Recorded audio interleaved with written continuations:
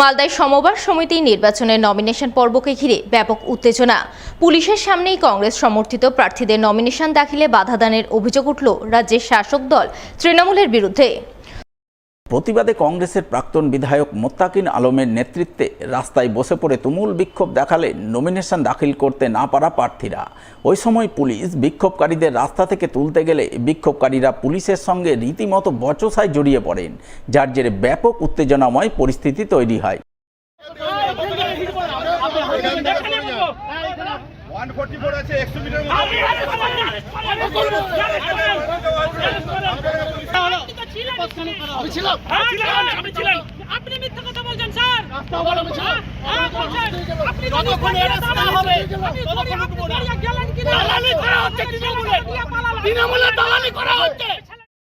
জানা গেছে আগামী 15 জুন রয়েছে মালদার ইংরেজবাজার ব্লকের যদুপুর সমবায় সমিতির নির্বাচন।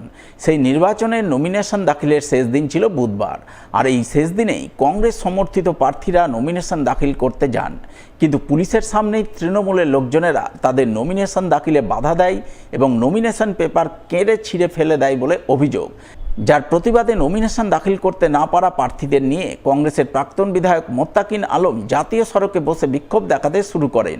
ওই সময় ইংরেজবাজার থানার পুলিশ বিক্ষোভ তুলতে গেলে বিক্ষোভকারীরা পুলিশের সঙ্গে রীতিমতো বচসায় জড়িয়ে পড়েন, যার জেরে ব্যাপক উত্তেজনা তৈরি হয়।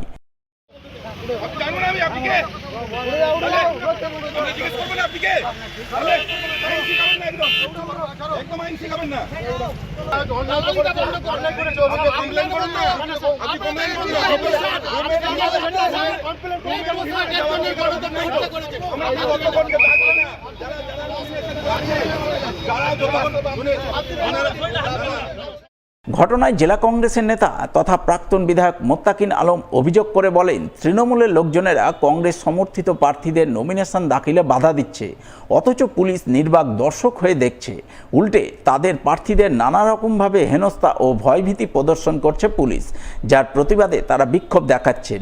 সুষ্ঠুভাবে নমিনেশন দাখিল করা ও নির্বাচন সম্পন্ন করার দাবি জানাচ্ছেন। আমরা আজকে নমিনেশন করার দিন ছিল, মনোনয়নপত্র জমা করার দিন ছিল। আমরা দলের পক্ষ থেকে আমি মোত্তাকিন আলম আমি আমাদের সমস্ত ক্যান্ডিডেটকে নিয়ে এসেছিলাম। এখানে ভরে দেওয়ার পরে এখানকার যিনি পুলিশ প্রশাসন এখানে আছেন প্রথম থেকেই বাধা সৃষ্টি করছেন, এবং সব থেকে বড় কথা আমাদের যারা ক্যান্ডিডেট তাদেরকে বিভিন্নভাবে হ্যারেস করা হয়েছে, থ্রেট করা হয়েছে, আমাকেও থ্রেট করা হয়েছে। আমি বলেছি যে না, আজকে কি হয়েছে, ইলেকশন হবে, আমরা ইলেকশন করবই। এখন আমাদের যারা ক্যান্ডিডেট ভিতরে ঢুকেছিল তাদের মনোনয়নপত্র কেড়ে নেওয়া হয়েছে। মনোনয়ন এখানকার টিএমসি যারা মাস্তান বাহিনী আছে তারা করেছে। পুলিশ যদি মনে করে, প্রশাসন যদি মনে করে কংগ্রেস দুর্বল নয়, আমরা এই 24 ঘন্টা সময় দিচ্ছি এখানকার প্রশাসনকে। যারা এখানে আমাদের মনোনয়নপত্র জমা করতে দেয়নি, ছিঁড়ে নেওয়া হয়েছে জোর করে, তাদেরকে যদি অ্যারেস্ট না করে তাহলে কিন্তু আমরা আগামীকাল মালদা জেলা অবরুদ্ধ করে দেবো, মালদা জেলা অচল করে দেবো।